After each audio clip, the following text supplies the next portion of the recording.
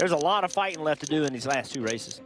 From Homestead Miami Speedway, it's going to be a spectacular setting for sure. One of the drivers' favorite racetracks. Miami is top 3 favorite on my list. The biggest thing with Homestead, if you can have that really good long run speed, it's going to be huge. The win by a playoff team today is an automatic berth into the championship. We can control our own destiny in a lot of ways, and not making mistakes is one of those ways. Don't be too scared to make these moves and make different things happen, because that one point or one spot can be the difference maker on making it to that Final Four.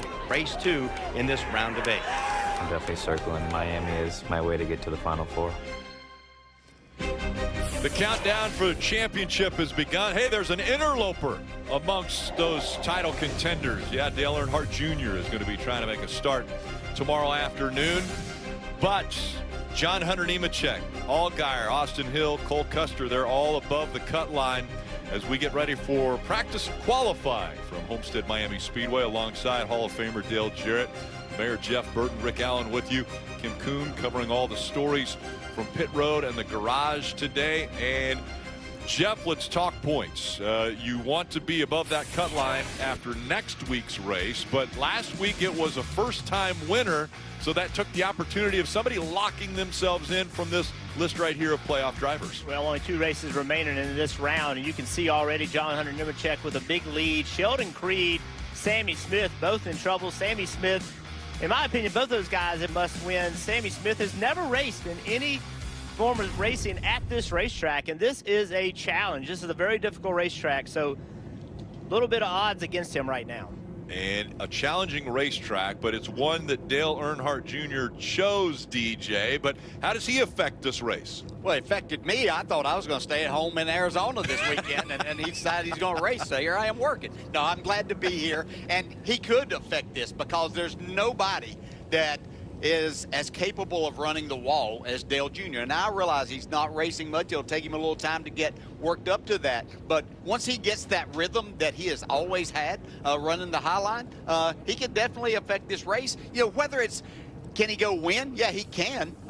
That will be a tall order. But all he has to do is get in the middle and take one spot away from somebody that might be needing 1 point after Martinsville next week. And we saw him lead a lot of laps at Bristol earlier this year when he was a part of the Xfinity race. So, yes, he definitely has the abilities to get that car up front and contend for a win. Let's talk a little bit about the conditions, Kim.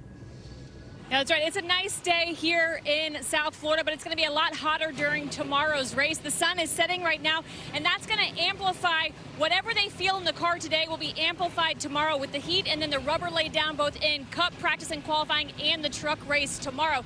The other thing to keep in mind, we talk about running the high line, running the boards up against the fence. You'll hear that all weekend long. There seem to be 2 schools of thought from the drivers I talked to today. The first was to play a little conservative. Yes, drivers want to see what their cars do up against the wall, but they don't want to spend too much time in practice up there and run the risk of getting into the wall and ruining their qualifying chances. The other flip side of that was there were a lot of guys that wanted to spend as much time as possible during this practice session up there because they don't want to be surprised during tomorrow's race. We'll see how it all plays out as we're about to go green on practice for the NASCAR Xfinity Series. Kim, I think you described the whole weekend of Homestead. You want to be against the wall, but you're terrified to be against the wall. It's a lot of challenges here. And there's real speed. Getting the car 2 inches from the wall versus being a foot off the wall, it matters. It's more grip right up against it. On top of that, this racetrack and this race tomorrow, the sun's going to be setting. The sun's going to be in the driver's eyes when they come off turn 4, when they come down pit road. You want to be right against the wall, sun in your eyes. Restarts are going to be difficult. This is just, it's a great racetrack. Drivers love it, but it also creates a ton of challenges. Yeah, I don't know how you felt about this place, but you know, anywhere that you go that you run right up against the wall, that's going to be eventually the fastest way around making the most time. But you're going to have to run on the bottom some, and you're going to find yourself in the middle of the racetrack at certain times. So going out here right now, there's not a lot of things. I never believed there was a lot that you could do to my car that was going to help me around the top of the racetrack. It was about me getting accustomed to doing what I needed to do there, because you're basically driving the car with the throttle more there. You're not attacking the corner as hard, but you've got to drive it around there, and that's just a driver getting comfortable with it. You need to make it handle in the other spots, and then you just have to do what you have to do as a driver up there. And cars beginning to roll. Up front, we're going to see the 20 of John Hunter Nemechek. He's the odds-on favorite for the win of this race as he rolls out first. Right now leading in the point standings, 47 points above the cut line. Yeah, I just believe this is his to lose. Sorry, Jeff. I just think that he's proven to be with the best team, best equipment, best driver, doing things right week in and week out. This is his. He's in full control of winning this championship. Hey, look at the sun. That's what we talked about right there on the exit of turn 4. You cannot see the wall at all. That's going to be a challenge. We also discussed Sammy Smith. Never been to this racetrack. So what does he do?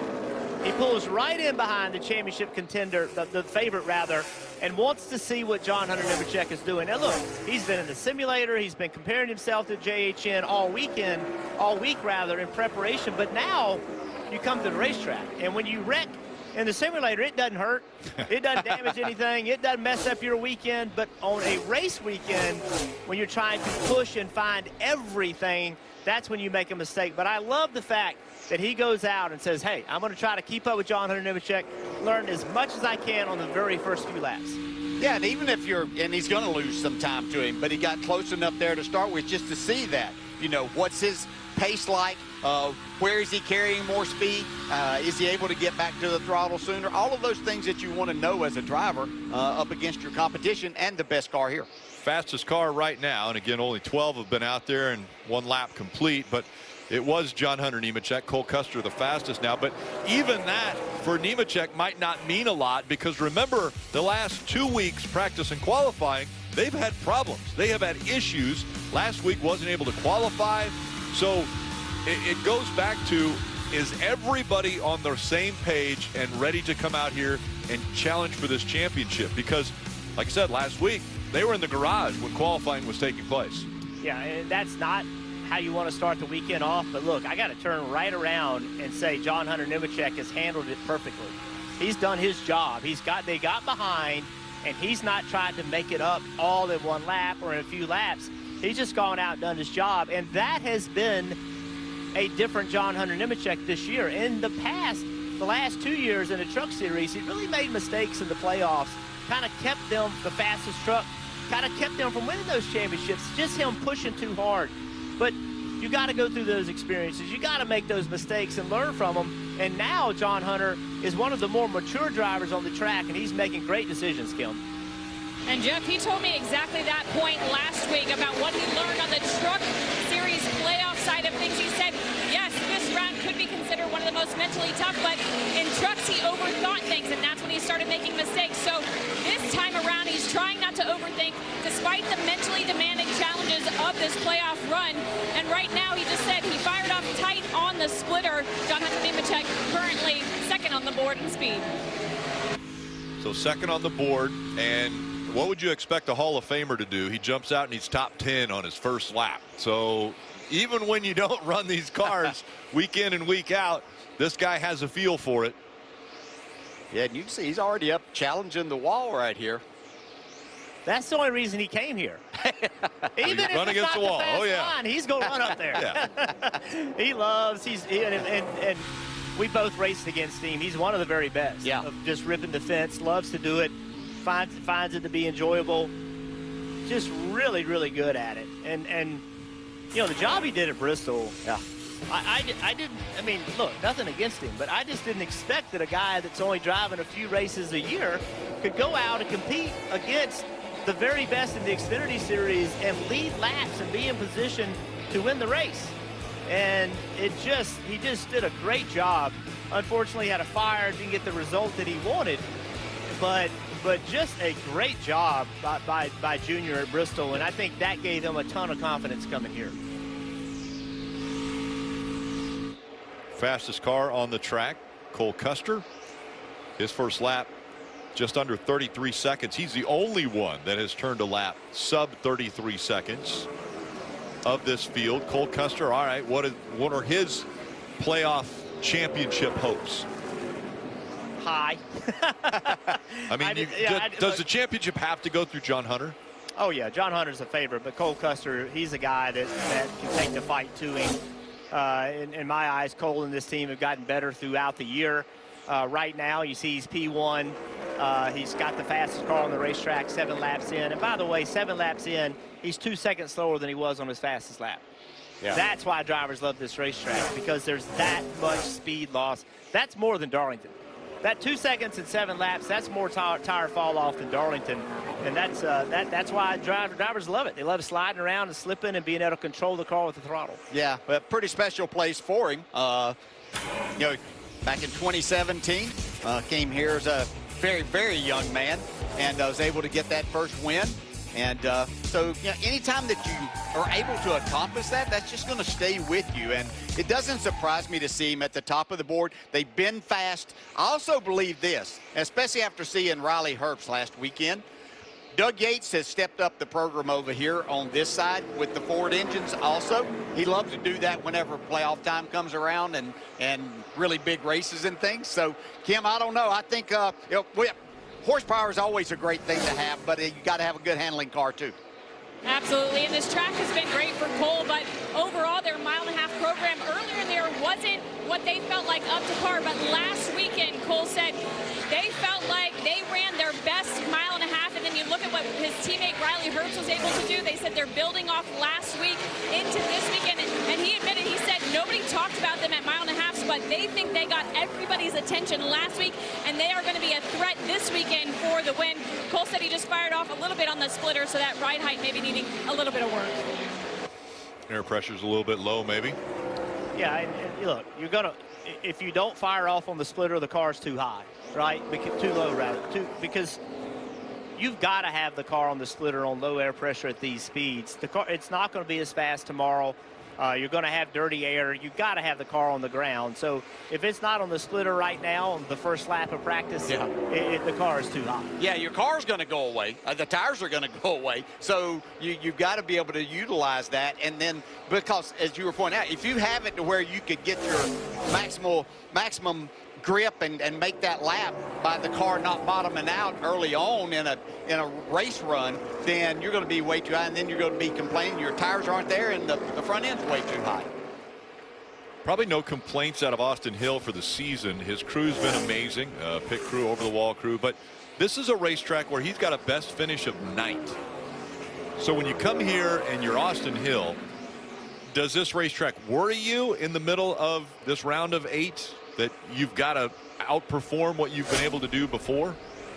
It would me, but if I was Austin Hill, I would be reminding myself I won a truck race here, right? That would be my confidence. I'd be like, look, I can win at this racetrack. I did it in the trucks. I've had success here in the past, and I can do it again. Now, between you and me, we won't tell him. I think running a truck here is completely different than running an Xfinity car. They make so much more grip. They do not have the tire fall off that these cars have. I think you drive the cars completely differently, but if I'm Austin Hill, that's what I'm reminding myself. Yeah, and he's a better driver now than he has been these previous times here. So it's not a big page there that you have to go off of. I think what would worry me is just the fact of what you have to do here to be competitive and to run better than Knight. If you're going to try to run in the top 5 in this, you're going to have to put yourself up against the wall, and all it takes is one slip, and then you've ruined the whole day.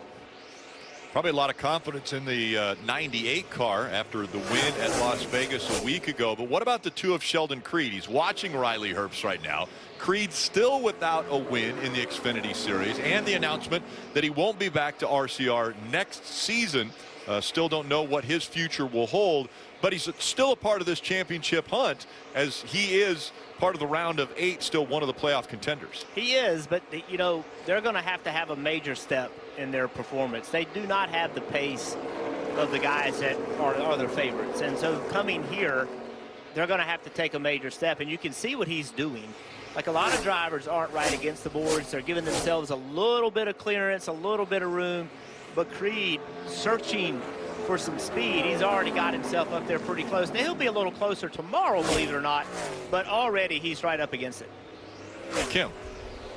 And he finished 15th last weekend at Las Vegas, and there was some head scratching going on, and crew chief Jeff Stankiewicz told me any other week coming off a week like that, they might be concerned, but because of Sheldon's confidence here, they have no concern this weekend what he can accomplish at Homestead Miami Speedway.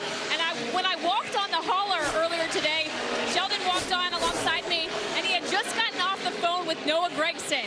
Gragson was the winner in the NASCAR Xfinity Series here last year, swept both stages, such a strong driver when it comes to this racetrack. And Sheldon told me he sat on the phone for a very long time picking Noah's brain about what kind of things he should be focused on, the questions he should be asking his team, and how to really set himself up for success this weekend here at Homestead. I wonder if Noah threw in that you got to drive that thing like you just really don't give a damn, and what's the consequences might be. Yeah, right side of the car might not mean a lot. May not. That, that could help out here, you know, if you just don't care. I mean, sometimes you overthink this and make it more difficult. Something that's already difficult, you make it even more so. So I know Dale Jr. is in the race, but I'm going to go back, and this is the Dale Jr. car also. Dave Ellens, the crew chief, was Noah Grex's crew chief. Also, Tyler Reddick's crew chief. And I watched both of those drivers come here with Dave Ellens as a crew chief, and he let them for a day just rip the boards, run into the wall, make mistakes, figure it out. And that day made them really good at this racetrack. And most crew chiefs won't do that. Most crew chiefs go come here and they want to work with springs and shocks and sway bars. And he said, nope, I'm going to work on my drivers. And that experience has helped them all the way through their careers. Those were big days in the careers of those two young drivers. Justin Allgaier, another one who you look at and say this might be his season. He's put together some great races in 2023. We saw Pullman, his crew chief, there watching on as Allgaier continuing to click laps off. He's 14th fastest as far as one lap. He's already turned 18. And you hear him there hanging on at the moment. Yeah. I hope he wasn't watching him as he almost hit the wall up in 3 and 4 there a minute ago. But that was the first lap that I really saw. Just you can see that car stepping out even down there. But that's actually kind of in no man's land there when you're up in that 3/4 of the way up there. There's no grip, and you're trying to carry more speed there. Yeah, this is a tough place, but you got to get right up there and for a little bit anyway, and you know, try to get your rhythm to see what you can do and what do you need to do as a driver to change that. This has been a horrible racetrack for Justin. He's going to have to overcome that. This has just not been a good racetrack. His average finish is about 17th and a half. That's the worst of all the active tracks that he's run on. Yeah. So with this much on the line, he's going to have to dig deep and find a way this weekend. No top fives here, so that's, I mean, with an average finish like that, you wouldn't expect it. But I had a lot of those. I understand. Sam Mayer. Not top fives, a lot of average finishes of 20. A year ago, second in this race. And really has found a lot this season. The wins that he's been able to attain as he pulls onto pit road, and he'll go to the attention of his crew. Chandler Smith behind the wheel of the 16. Again, no relation to Sammy. Chandler finished 7th here last year, actually driving for Sam Hunt. As his only Xfinity start here. Ran a truck race here. So he does come into this race with a little bit of Xfinity's experience, and I think that's really valuable, DJ, to not come here having to learn the racetrack, to actually come here and build on the success, the failures, whatever it happened to be of the years before. Yeah, and he's a driver that I think has the capabilities of getting up there like a Tyler Reddick and making that work in the race. I really believe that he might surprise us tomorrow afternoon. How about yesterday morning? Chandler Smith and his wife Kenzie, they welcomed their second child into their family. Noble Smith was born. So, and a little slide there out of the back of the 16. And congratulations to Chandler and Kenzie.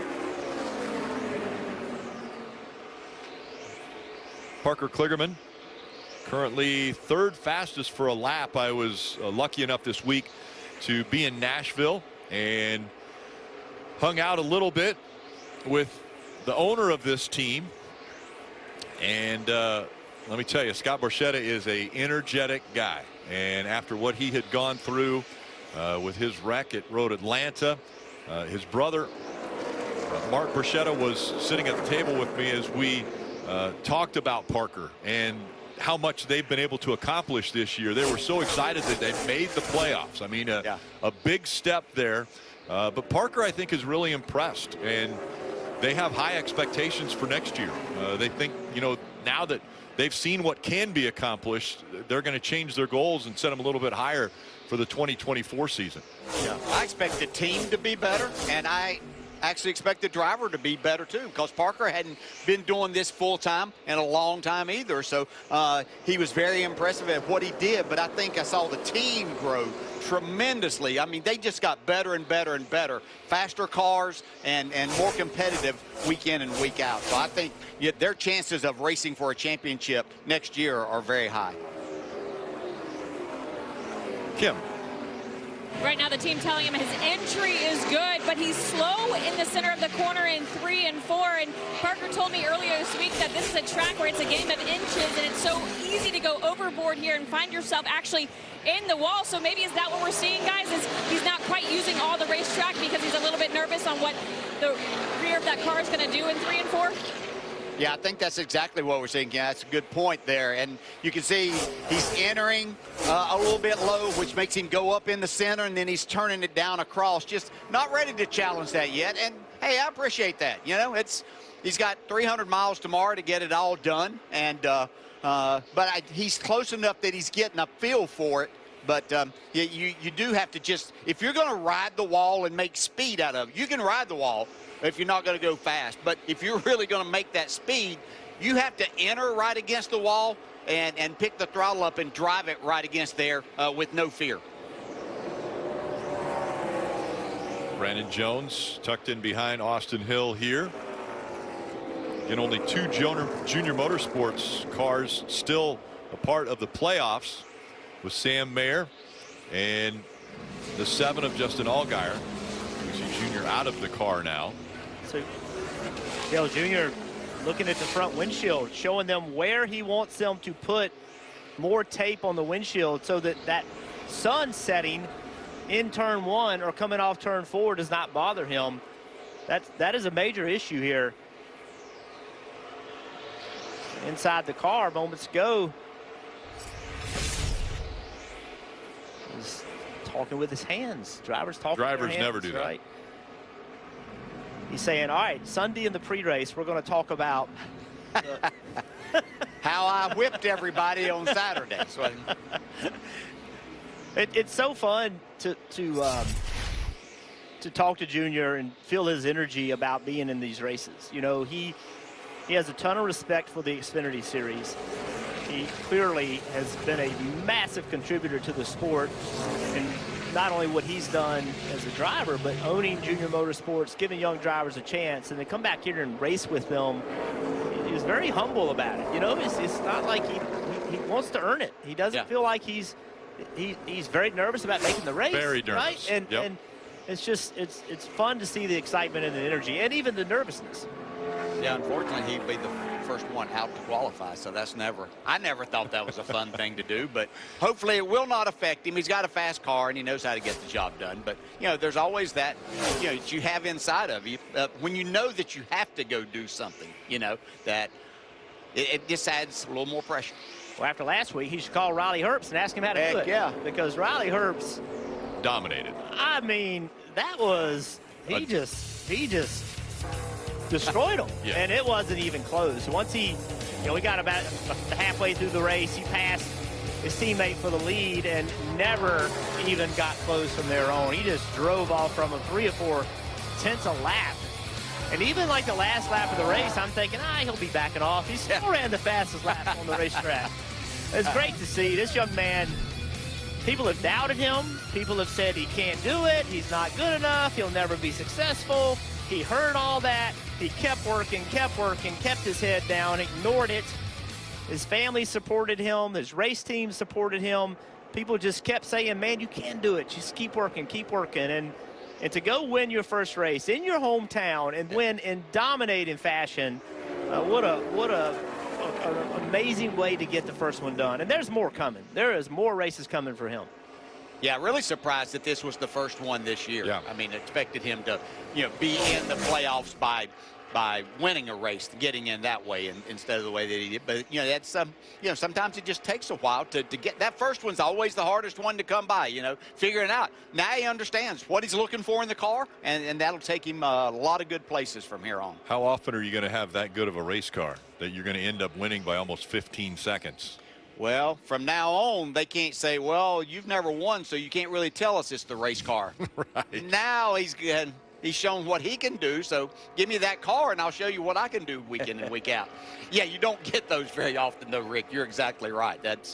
You enjoy them when you do. 27 laps for Cole Custer, and he had the fastest lap in practice at 32.96 seconds. So pretty impressive for Cole Custer, dominating the fastest lap, 5 fastest laps, and the 10 fastest lap average.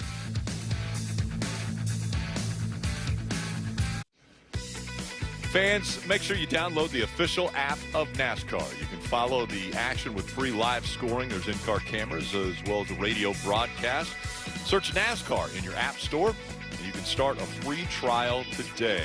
There's one of the best at this racetrack, Tyler Reddick, out there on the Aqua Cycle in the lake here on the backstretch. Found his secret. That's what it is. He gets relaxed by using the Aqua Cycle before the race. All right, here's the top 10 in practice, and those in yellow are part of the playoffs, the round of 8 drivers. Brett Moffitt with a good lap. Dale Earnhardt Jr., Jeff Burton, those guys are not in the playoffs. Josh Berry, surprising year for him. I know he's hoping to get a win before the year ends. No one would have expected he would go winless this year. So it's 4 playoff drivers and 6 non-playoff drivers. Down there in the 9th position, Dale Earnhardt Jr. standing by with Kim. Yeah, top 10 on the boards. I know before practice you said you wanted to know what your car did on the High Line. Do you feel like you got all the knowledge you needed out of that quick 20 minutes? Yeah, I'm pretty loose. We'll have to work on the balance a little bit, but pretty surprised to be in the top 10. Really felt like I didn't know where I was at when I got out there, how deep to get in the corner and all that, but shows you we got a fast car. But when I really got after it there late in the run to get up at the top, I just go to the throttle, and any more throttle and any more trying to be aggressive with the steering wheel slips the rears. So trying to laterally load that right rear was really hard for me, and it never really came around. We had when we ran this race last year, our cars were really, really loose for 15, 20 laps, and then they would come alive. I think we're going to have to be a little bit tighter to start the race than we are right now, but some of our teammates are on the snug side, so I think we can get the track bar down and a few other things and get it better. What about for the qualifying lap? Do you feel like there are options to make speed, or are there certain parts of the tracks where you have to find speed on the High Line? Well, I'm going to run. I know I've talked to a lot of people this week, a lot of drivers, and some run the bottom last year, some run the third groove. I'm going to drive it into one, I hope 2 deep, and then figure out the rest of the corner from there on out, and then try to get the exit off of 3, and I'm going to try to run that third groove up there. It might not be exactly where I need to run. Some cars will probably beat us on the bottom, but no more time than I got around here or in these cars this year. I think if you get down in that bottom and you miss it, your lap's over with. You chase the car all the way through throttle and never can really complete the throttle. So I'm going to try to go to that top. Some cars had good success there in qualifying last time, so that's what we tested or ran on the sim. Hopefully everything backs up. I don't think we'll run as well in qualifying as we did in practice. Probably get beat by some guys that know how to get the car down in the corner good, and hopefully we'll do good enough to get in there. Good luck. Thank you. Dale will be the first one to take his qualifying lap. He talked about how bad the sun setting is right now. His team actually working on taping off his front windshield to make sure it's not a huge distraction he can see for his qualifying lap. And Kim, he also talked about running right up against the wall. So let's take a look at the art of running the High Line here at Miami. The walls at Homestead Miami Speedway are like a hurricane. closer you get to the wall, the more dangerous it becomes. Sideways. Yeah. Founded by Ralph Sanchez back in 1993 as an effort to rebuild Homestead after Hurricane Andrew, this track has been just that, a rapidly rotating storm system. But for those who have an eye for success here at Homestead, Miami, they need to practice the art of the high line. Blaney bounces off the safer barrier. Or more commonly known as ripping the fence. He's running the wall. He's hauling ass. I cannot figure out with my feet how to go back without hitting the wall. I love racing at the top of the racetrack. It's a gut check every lap. To look deep into the corner and floor it, sailing the car right up against the letters on the wall. Trying to slow down so I didn't hit the wall. Dirt car racers have thrived on the speed gains inches from the wall. Stewart. Look at Stewart drive that car in. Wow. Edwards. Carl Edwards has checked out. Reddick. Larson. Got an 8.1 second lead. Have all shaved the wall en route to victory here. Miami, baby. The opportunity to go topside Coming outside. is always there. Down to the outside. Here comes Logano. The risk and reward comparison will be heavy. We're in the wall hard here. It's all throttle control.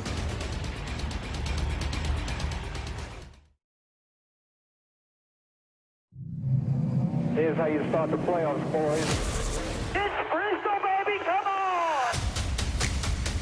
How cool is it that I got the battle with the boss man, Dale Jr.? Dale Earnhardt Jr. is going to lead the lap, and the crowd goes wild. We had a shot at winning it if the car was going to run good at the end. I'm on fire, boys. There's smoke in the right side of the car. I had a blast. Justin wins. It makes me want to do more, so have some fun at Homestead riding the fence. It's Bristol, baby. Let's go! Not that many races ago, Dale Jr. was out front leading the pack at Bristol before he had an electrical issue that caused a fire there right next to his right foot. It worked out well for a charity event that he was at. He auctioned that fire suit off, and Marcus Smith actually was the one who purchased it. Got the helmet as well, and he said, well, I'd like the whole suit. Can I get the shoes as well? And Junior said, well, you can have them after Homestead because I still need those for this race. So he'll get the whole suit once this race is completed. But Dale Jr., the first one out onto the track for qualifying here. 41 cars, 38 spots. We heard Junior was going to click off a high lap. Yeah, highly important to get down into 3, get back to the gas, have your speed up by the time you get to the start-finish line. Yeah, right to the bottom in 1 and 2 like he talked about. Back to the throttle. Got tight right there. Back to the throttle pretty quick. Oh, wow. Still having to mess with the throttle some. And now he said, you know, he's committed to running the top. Let's see.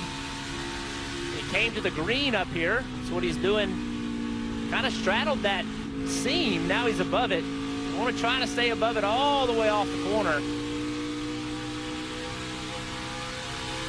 This will be the mark that everyone will be shooting for, 33.84 for Junior. And in practice, he was a 33.59. So that bobble out of turn 2, I think, has made him nervous. Yeah, I think there was, you know, with the shade, now the track's completely shaded. There's no sun on the track at all. I think that they were expecting to be able to run quicker than that. We'll see where that ends up. Here's Natalie Decker. Natalie in practice ran a 36.25. It was the slowest of the 41. See if she can pick up on this lap. Natalie, the best finish ever by a woman in trucks, and that came in 2020, a 5th place finish at Daytona. This is her 2nd start this season.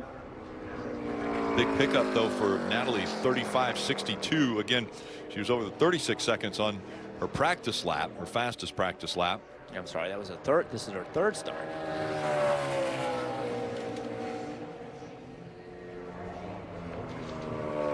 JJ Yaley now on the clock.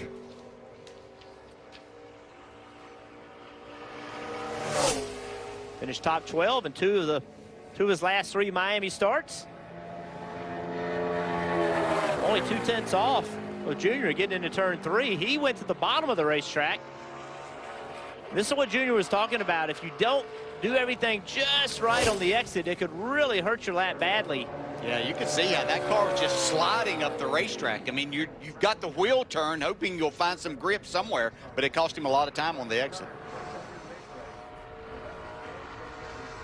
This is Matt Mills in the 53.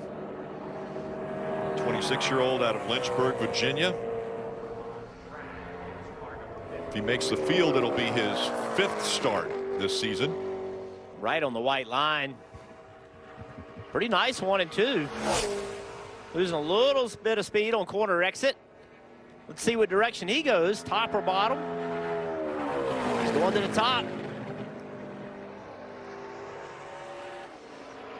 Gaining a little bit now. See the car bouncing around. This track is, nobody's car is going to look great. It's a bumpy racetrack. It's low grip. Even the best car here, the driver's going to get out. He might say it was really good, but that's only in comparison to the competition. Nobody's drive's very good here. Comes Kyle Sieg of the Sieg brothers. Ryan Sieg, the older of the 2 brothers. Kyle, behind the wheel of the 38, has run fairly consistent this season. Just missed a couple races in the middle of the season. Good 1 and 2 right there. It's a good lap for Kyle. He goes to the bottom. See how this works out for him. Gained a lot getting through the center of the corner. Can he keep it up on the exit, though? Starting to go the wrong way. Ran a 34.43 on his practice lap. Quite a bit better there with a 33.97 for Kyle Sieg. Let's see if the driver of the 88's nervous about making this show. He's with Kim. I don't know. He said he felt pretty good about the lap. You used the line you told us you were going to use. Put on your analyst's hat, though. What would you say as an analyst about the lap you just made? A lot of mistakes. Ugly. Car's pretty good. I'm just, you know, every lap I make a bundle of mistakes that I'll clean up in the race or try to clean up in the race. But happy with that lap. I think we're going to race tomorrow. That's all that matters. And we'll see where we end up. That's top 20, I hope. Yep. Whoa! Hang on to it. That was a great save. He was still hanging on to it. Yeah, Patrick Emerling, you could see how free he got. Late entry toward the middle of turn 3. That thing was sideways. He did a wonderful job of not overcorrecting, not spinning the thing out. Got in a little too deep, obviously. Got himself in trouble. Probably going back to the throttle. There, look how round that car is. Just great job. Kept it off the fence, too. Yes. Yeah, Kyle Larson couldn't even keep it off the fence last week, could he? No. He had to use the fence to straighten it out. Dawson Cram here behind the wheel of the 74. Dawson, such an impressive run we saw out of him last week.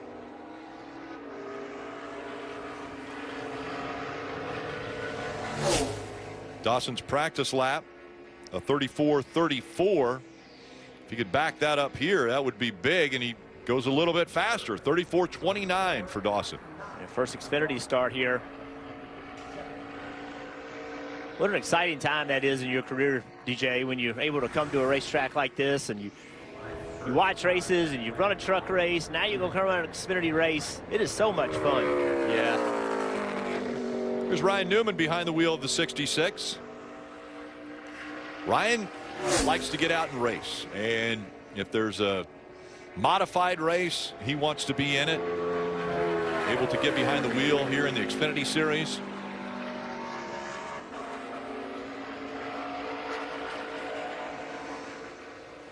It's a good lap right here. Look at this. That is a great job by Ryan Newman. The guy can still drive, runs modifieds like you talked about, and still has a passion for racing.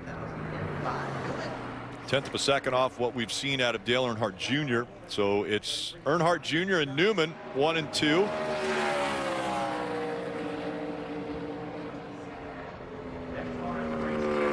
Probably said that a few times back in the days, right? Yes.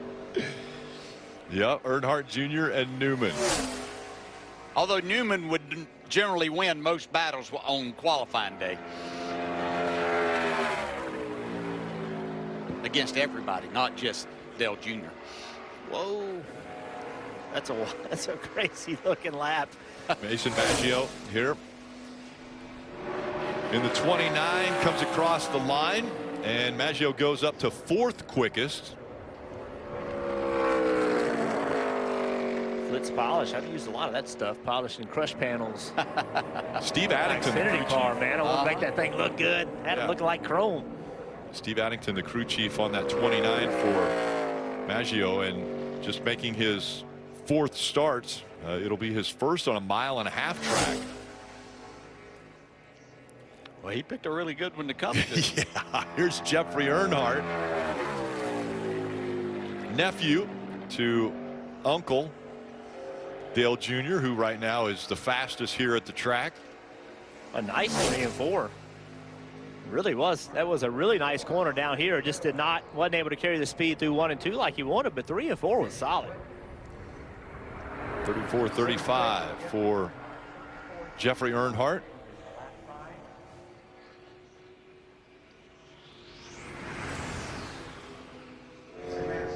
Here's Mason Massey behind the wheel of the 08. Mason, another one of those drivers who struggled just a bit in practice. A 35.76 was the fastest lap he could muster.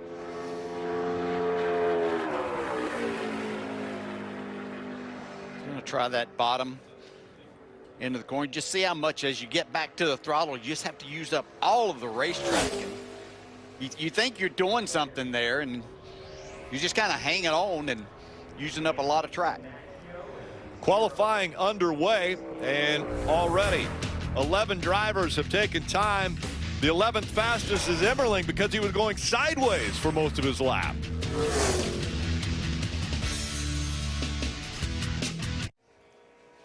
So much to do here this weekend at Homestead Miami Speedway. Tomorrow it starts off on the NBC Sports app with practice and qualifying for the Cup Series. That's at 9 o'clock. Then countdown to green on USA in the Xfinity Series race, the second race of the round of 8 for the Xfinity Series drivers. And Sunday at 2 o'clock on NBC, it all gets started. Another opportunity. Who will join Kyle Larson as far as making it to the championship 4? He has already locked his spot up with his win at Las Vegas, and he is going to be great at this racetrack as well, as we see Leland Honeyman on the track and on the clock now. Yeah, we did the 2021 Carolina Pro Late Model Series Rookie of the Year. Started racing go-karts, 8 years old. ARCA races, truck races, Xfinity, Cars Tour races. Trying to work himself up the ladder. Good lap right here. Yeah, really good lap. 4th fastest for Honeyman. And let's hear from Sheldon Creed. He's with Kim. And Sheldon, we know this is a high commitment racetrack during the race. During qualifying, though, what's the level of commitment to find speed here? Quite a bit. I feel like just you kind of try to have a plan and have an idea where you want to land, and wherever you land, you just kind of throttle up. I don't think you want to be too stuck to, wrapping the bottom or anything. Just wherever you land, try to go, and hopefully the car sticks. So that's gonna be my goal there. I wasn't super happy with our short run, but I think our long run was a little better. Just a few things to tune on for tomorrow, and get it a little better up against the wall.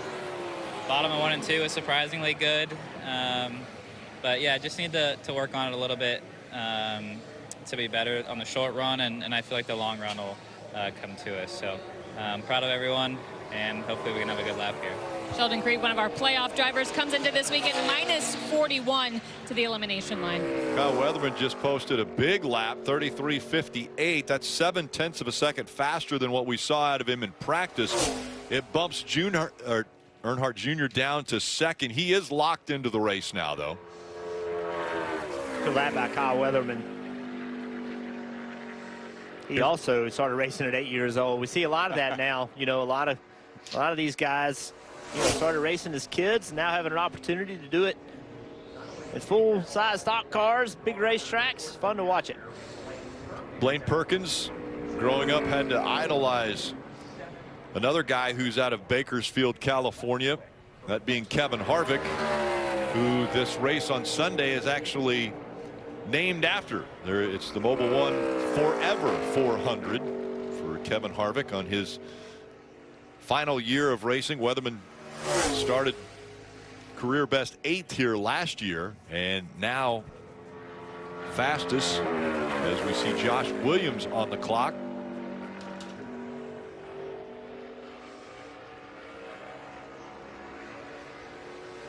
Also a pretty good lap for Josh Williams. I like that line in 3 and 4. Kind of got above that seam, that last seam. Stayed there the whole time. Yeah, you can see he lost all his time, 1 and 2, and the exit of 2 hurt him down the back straightaway, but he stayed pretty steady after that. There's Anthony Alfredo in the 78. He's on the clock now. BJ McLeod Motorsports. Pat Trison, crew chief, longtime Cup crew chief. Had a lot of success. Pat does a really nice job of understanding, you know, for these smaller teams, it's all about budget, right? How do you put the best race car on the racetrack for the right amount of budget? He does a wonderful job putting really good equipment in there, making smart decisions.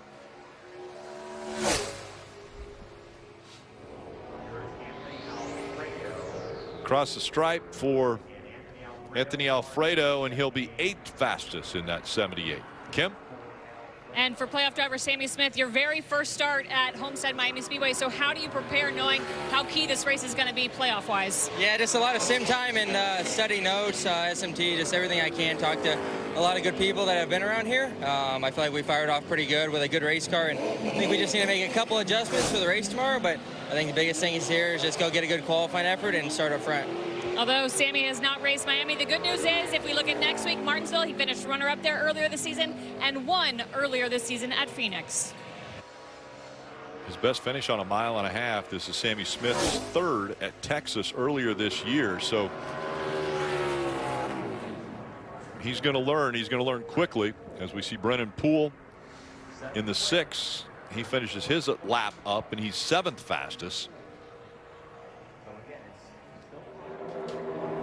Kaz Grala now on the clock. Grala starts off in the green. He's going to lose a little bit as he goes into 1 here. Yeah, he got through 3 and 4 into the start-finish line really, really well, but still right there at it. Gaining a little bit down the backstretch. All right, what's he going to do? Yep, up top. Crosses that seam, back over top of it. Now throttle, throttle. Just try to go back to the throttle and stay in it. Yeah, you could see him wiggle right there just a little bit, but here he comes back. Good job. Kaz Grala, 2nd fastest with that lap. He's the fastest Toyota right now. Kim, I believe you've got the driver of the number 1. That's correct, Sam Mayer. And Sam told me earlier today during practice not to worry about where you guys were on the speed chart. You were looking for drivability, how the car felt, but speed matters in qualifying. So what do you feel like you have in this Chevrolet? Yeah, I think we'll be all right. We weren't that aggressive with being close up against the wall in our Accelerate Camaro. It's just trying to keep it in one piece before we get to qualify because it's the most important part of the weekend. So if we can get a good qualifying run here, I think our balance will be all right. We just got to start the race clean and hopefully stay out front and be there. Good luck. Thank you. Sam Mayer, when I met with him earlier today, he could not wipe the smile off his face. And see a tire rub there on the 43. Is that tire rub, Jeff? Yeah, he had a big slide. I couldn't hear I couldn't understand what he said there. Obviously an issue. We saw smoke coming out of the right front. Oh, that's something fluid. coming out of there. Yeah, That's some sort of fluid. Yeah, now if I'm the next car going, I would like to know that. I would like NASCAR to put the caution out, to go out and look at the racetrack. You could only hope that was just water maybe coming out. Yeah, water dries very quickly, much quicker than you would think. If it's oil, we're getting ready to find out. I was going to say, we're going to know real soon. So C.J. McLaughlin, he's riding the wall right up against the fence here. But 2.5 seconds off of the pace that we saw out of Weatherman. They're going to stop the next car from going. It would have been Jeremy Clements in the 51. A tough situation right there because, you know, what happens in qualifying today is that essentially there's 2 cars on the track at the same time. Like in the interest of making it happen as quickly as possible, you know, one car goes and he gets a certain amount of weight around the racetrack, and they send another one. So when something happens on the track, it really affects the other car. And again, this is the second time we've seen a major slide. Ryan Ellis did a great job of saving that race car. Now they've got to figure out what the problem is. It looks like it's running. Yeah. So an issue with Ryan Ellis in the 43. We're taking a quick little break here. They'll check the track, and we'll keep going with qualifying when we return.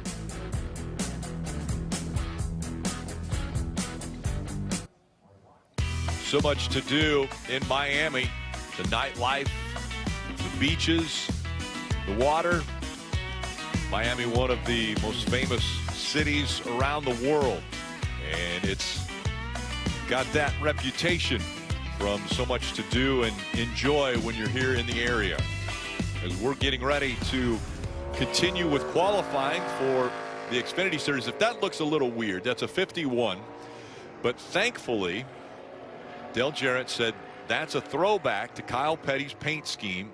And I think what they did is they turned the 2 upside down. And sure enough, it was like, well, that makes sense. That's what it is. But it's the 51 of Jeremy Clements, but a throwback paint scheme to Kyle Petty's old number 21 with the Wood Brothers. Yeah, that's cool. And a big week for Jeremy Clements this week. They announced that every race for next year is sold on this race car. Completely sold out on sponsorship. That's great news for this small team. They do a great job. And I'd like to say thank you to all the sponsors for joining him. They do a really nice job, and it's cool to see a team like this get fully sponsored. Yeah, you just think all the hard work and effort by this family and everybody involved there. Wow, man, he had a good lap going, but he's losing a lot. Yeah, center of 3 and 4 and off. Lost a little over 0.2 of a second, drops him down to 3rd fastest. So Jeremy Clements with a good lap for about 75% of it. And what a wild ride we saw out of Ryan Ellis, and Kim standing by with him. That's right, Rick. Ryan Ellis with an issue during qualifying. What happened, and then does your team offer any more clarity to what the issue could be? We're kind of figuring it out as we speak. They said there might be some oil on the Classic Living Chevy right now, so just checking it out. But it was a lot more exciting of a qualifying lap than I was really going for. You know, kind of just trying to drive it in there easy. I tried top both ends, and didn't quite work into 3, obviously. Yeah, it was turn 3 where we saw the fluid coming out and was completely sideways. For Ryan Ellis is Derek Kraus now on track. Yeah, you definitely don't need any help getting sideways here. Good lap for Kraus. Really good. 2 truck starts here in Miami. Finished 8th in Kansas this year. His only Xfinity start on a 1.5-mile racetrack. There's Brett Moffitt behind the wheel of the 25. Yeah, he was fast in practice. Let's see if he can back that up or pick up a little bit. Back in the gas hard. You heard him when he jumped in the throttle. He wasn't messing with it. He just jumped wide open in the throttle. Yeah, that's showing up on the clock right there, Jeff. Now run the top, Brett. Yep, there he is. And he went above the seam. He never, ever got below the seam. I like that. Yeah. I like if you're going to enter top, enter top. And this is a big lap. Does he get below 33 seconds? 33.02 for Brett Moffitt. Nice work. He wanted a 33.02. And obviously a very fast lap. A great job by Moffitt. And I think that's the pathway. All the drivers watching that, you know, it's no need to be below that seam at any point in turn 3. Enter above it, stay above it. Connor Mozak here behind the wheel of 24.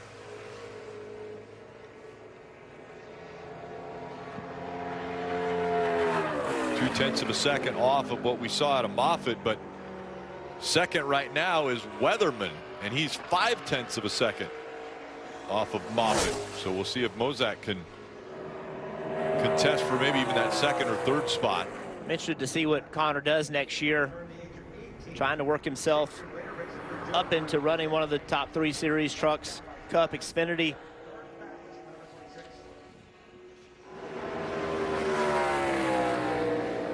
'27 of Jeb Burton now on the clock. Jeb bought me dinner last night, so I got to say nice things. He normally doesn't buy. I think you always have to say nice things about your nephew, don't you? Not if he doesn't buy dinner.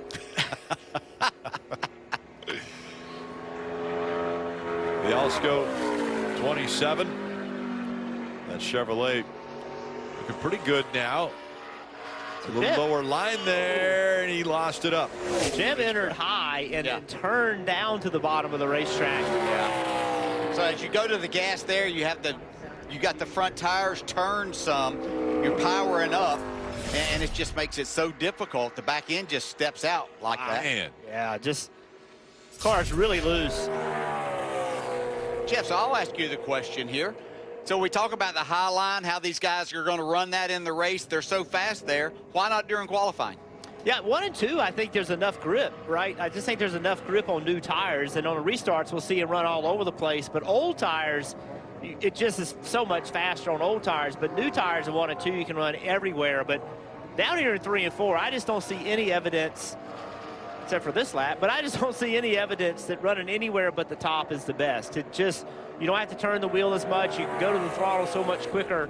And, you know, in driving the racetrack, it's a very odd exit to turn 4. It really is odd. Like, you're in the throttle, and it's just so unusual. I just think running a constant radius around the top is going to be better. Kim. And Chandler Smith sitting here watching everyone take their qualifying lap. Have you made a decision what you're going to do when you go green? Yeah, I think so. I'm not going to say what I'm going to do, but just looking at previous history of kind of what got the pole last year, the line they ran, and their approach to everything, studied that going into this weekend, and said I was going to commit to it, so. Alrighty, there you have it. We're going to let Chandler hop aboard his car to make his qualifying lap. Again, just welcomed his second baby boy yesterday morning, Noble Jack. Close to the vest there, Kim. He didn't want to give up any of his trade secrets. The line he's going to run, as we see Parker Retzlaff. He finishes up his lap, and it's third fastest, and right behind him another Parker. Parker Kligerman now coming to the green. Yeah, and also back to the point of running the highline right around the wall. Part of that comes in that when you're on older tires, you don't charge the corner as hard. Trying to do that, and as far as you need to drive it in a qualifying lap to get maximum speed, you're taking a real chance of the car not gripping there, even though you have better tires at that time. So that makes it hard to do in a qualifying lap the entire way around. You see right there, that to me is the line. That's what you want to do. He got the left side tires right at that upper seam, never lost it, and he equaled Moffitt in 3 and 4. Yeah. He was a little bit off in 1 and 2, but in 3 and 4, that's the speed. Unless there's a lot of speed left in some of these cars, and some really fast cars are coming, I think the pathway to success has been shown. It's running the top in 3 and 4. We'll see. I mean, we got the best cars coming. They may have a different idea. 13 still to go in qualifying. Right now, Earnhardt Jr. is 10th. He said he was hoping to be in the top 20 as far as the starting position. That might not happen. And Joe Graff, big effort right there. Probably a little bit too much throttle too soon. Got up the racetrack off of turn 2. Rather have a driver trying too hard, though. Yeah, still going to be a decent lap here. Yep. Good job. Joe Graff Jr. from New Jersey. He's got Wawa on the hood and the side. Very popular in the Northeast. Here's the Menards, number 9, Brandon Jones. And he starts off in the green and gaining on Moffitt. Then he lost a little through the center of the turn. And Moffitt was able to have his car turning, and he went to the throttle, and it was able to stay lower off of turn 2. These guys, when they go to the throttle, it loses it, and it gets up the racetrack. Jones to the very bottom of the racetrack, and now it's sliding up. I know that was, you know, going into this qualifying. I understand how you could make a case that's the way you wanted to run here in the past, but so far there's no evidence that's the way to do it today.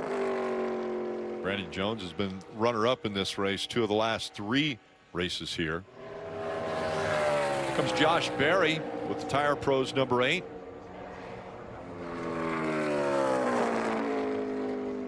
See right there? Yeah. In the throttle, but up the racetrack. Now Can he maintain it down the back straightaway? And what's Josh going to do? There you go. He crossed that seam just a little bit, DJ. Just a little bit, and that probably cost him just a little bit of time. He's still okay right here, but losing what he had built up. Josh Berry second fastest at a 33.03, so 100th of a second slower than what we saw out of Moffitt. There's John Hunter Nemechek. He's waiting his turn. He's last to go today.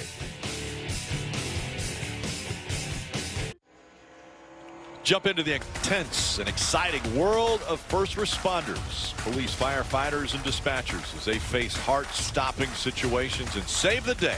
911 Marathon is next on USA.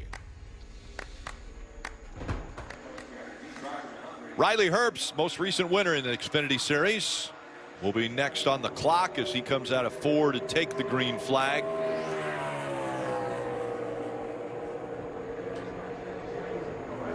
Good speed into turn 1. Little wiggle right there through. He came up out of that bottom seam.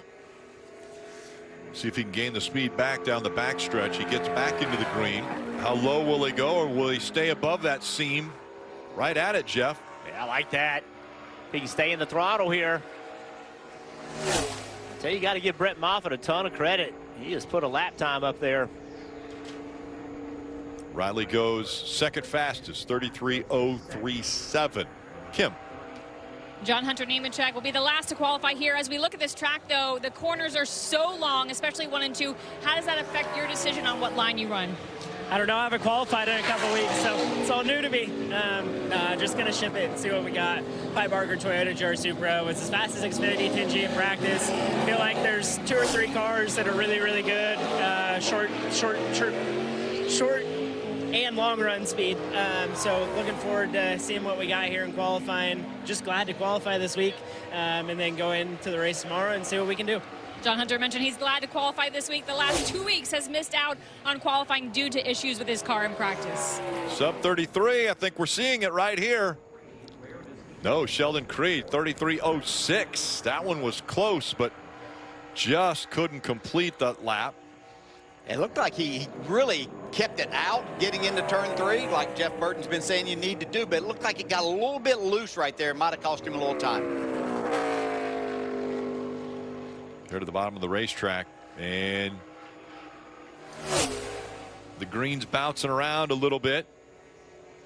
Sammy RS too. Yeah, he went back to the throttle quickly, up the racetrack, off of 2. Now that top lane, see if he can build the speed. Here it comes. Yeah. He got back to the gas hard if he can stay in it.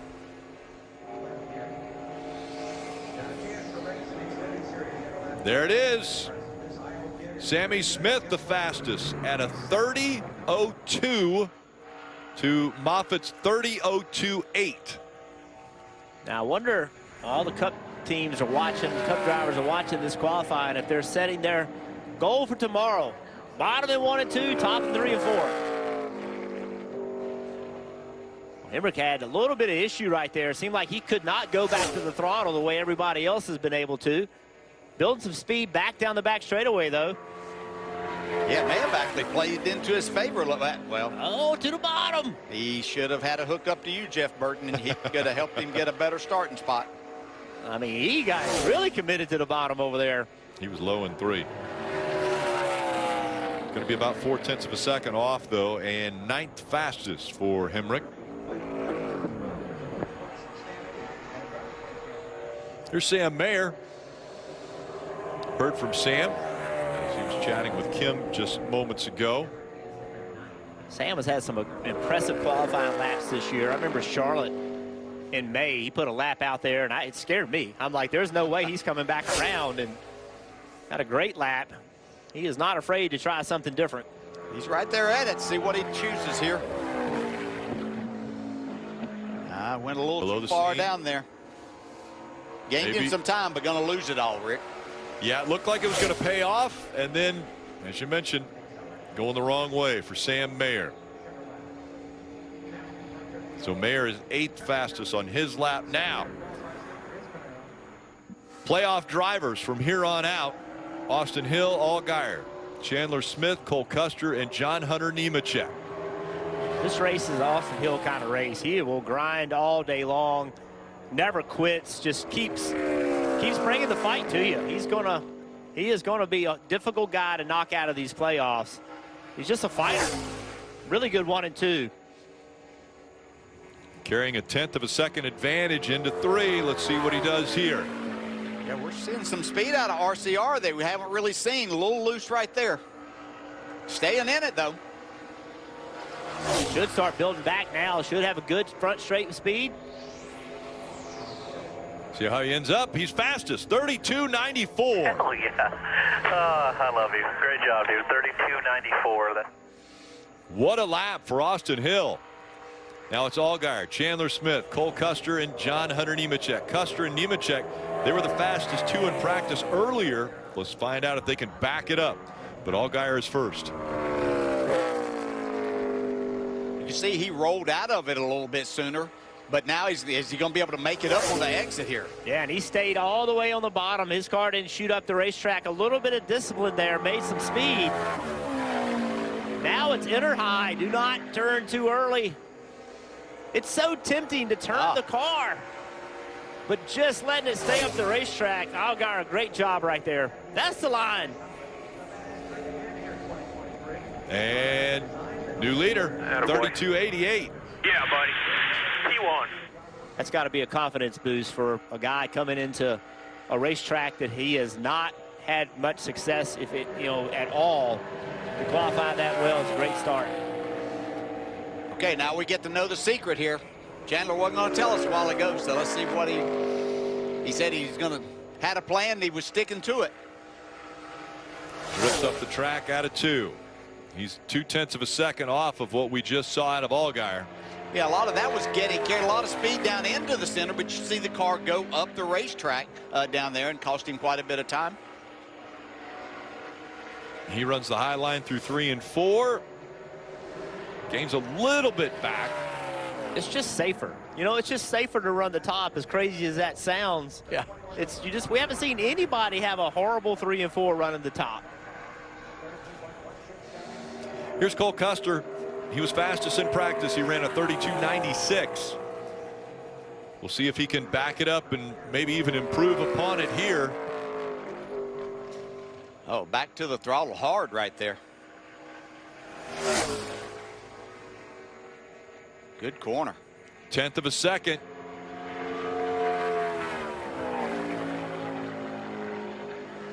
He gets down below the seam there, Jeff. Yeah, he did. Turned. But the car turned well, and he was able to go back to the throttle. Wow, carried a lot of speed. Big lap for Cole Custer. 32.60. 0.2 of a second faster than Allgaier, and only 1 to beat, as John Hunter Nemechek will be next on the clock.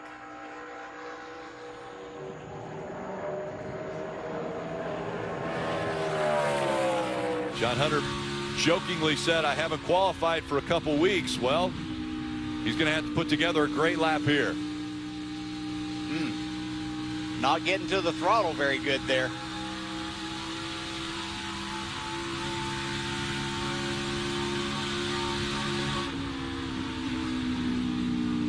E2 goes down a little bit below the seam. Back into the gas, but it's going the wrong way. Over 1/10 of a second. Looks like this one's going to be Cole Custer's. John Hunter Nemechek, second fastest. Cole Custer is going to win the pole. It's his 18th career pole.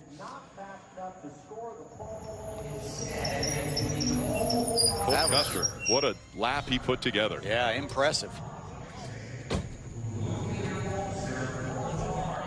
Almost 0.2 of a second faster than what Nemechek, who's going to start second, posted. I realize that 0.2 of a second might not sound like a lot, when you look, but to do that against the field and do it here, incredible lap. Got his first Xfinity win here. Ton of confidence for this guy. He wants to race right now. Let's drop it green.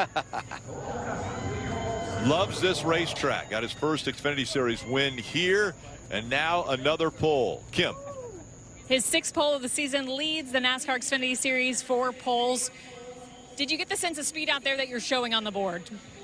Yeah, I mean, car was super fast during practice. I mean, JT and all the guys, they nailed it. You know, I think we can keep working on it a little bit, but overall, I mean, we got a really fast Haas Automation Ford Mustang. So just a testament to all the guys at the shop, but JT, everybody on the team at SHR has done an awesome job, and can't thank everybody at Ford Performance enough. Roush Yates Engines, Doug Yates. I mean, we're bringing our best stuff right now, and it's really impressive the speed we got. So I'm looking forward to tomorrow and see if we can keep moving in the right direction here and get us into where we need to be. You'll have the best seat in the house to start the race. What are you going to have to do to keep that track position throughout tomorrow's race? Well, it's going to come down to long run speed. You know, it always does here. And I felt like our long run speed was good in practice, but could be a tick better. So, you know, I really want to be able to run the wall good here. And I think if you can do that, you're really going to cushion yourself on the long run. But I think we can get it. Stuart Haas Racing really showing us recently in the last 2 weeks what they have on these 1.5 miles. So Cole Custer's going to start up front. Again, 41 attempted to qualify for the 38 spots. Here are those 38 starting positions. Again, Cole Custer and John Hunter Nemechek, the playoff drivers you see with the purple lines underneath, and playoffs in the lower right corner on their name. So the first 5 positions held by playoff drivers. Some more playoff drivers: Sheldon Creed, Chandler Smith, Sam Mayer. No playoff driver had a terrible day. None of them have a ton of work to do just to gain back track position, all in still with an opportunity to win this race. And even though these drivers are starting back a little bit, you know, we thought Kyle Weatherman's lap was going to be something that might be really, really close to the front. Junior back there said he thought it would stay in the top 20. Didn't quite do that, but he'll make his way forward tomorrow. Back here, rows 13 through 16.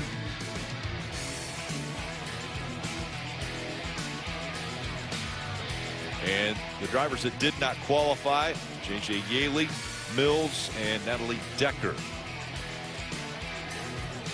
Driver starting in the 3rd position behind the wheel of the 7 is Justin Allgaiers with Kim. And Rick, when I talked to Justin earlier this afternoon, I said, what are you going to do in qualifying? You said, not what I did last year. Well, you ended up with your best Miami start. A little bit redemption here this afternoon? I don't know if it's redemption, but I just got to say a huge tip of the hat to all the guys on the 7 team. You know, our Hello Water Camaro was okay in practice, but we were fighting a few things. You know, some say it's probably a little bit crazy. You know, Junior Motorsports has brought some really, really fast Camaros here to Homestead Miami Speedway, and we went in a different route. I didn't like the package that we've kind of come with in the last couple of years, and we've gone a different route this time to see if we can do something a little bit better. And Jim Pullman and all the guys on the 7 team made all the right decisions. I gave up more than I would have liked to admit, just to not do what I did last year. But you know, just again, proud of the team, proud of the effort. The goal is always to be as fast as Xfinity 10G. Cole did that today. We did not. But starting 3rd is a great starting spot for us.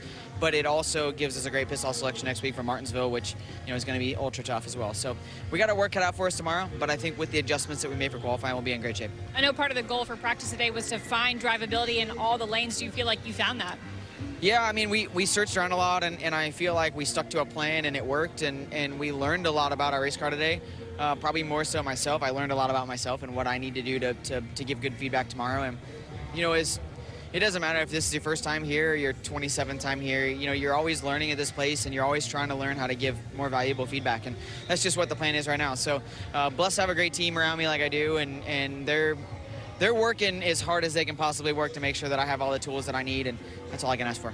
Justin looking for his first top 5 finish at Homestead Miami Speedway. Let's take a look at how the playoff drivers will start this race, Jeff. And from 13th all the way up to pole, that's the way these 8 drivers will start this, the 2nd race of the round of 8. Yeah, well, the top 4 drivers, in my eyes, have been the fastest all year long, and they're starting the best on tomorrow. So the other guys have a little bit of work to do, but no one's got themselves in a position where they're in too bad a shape.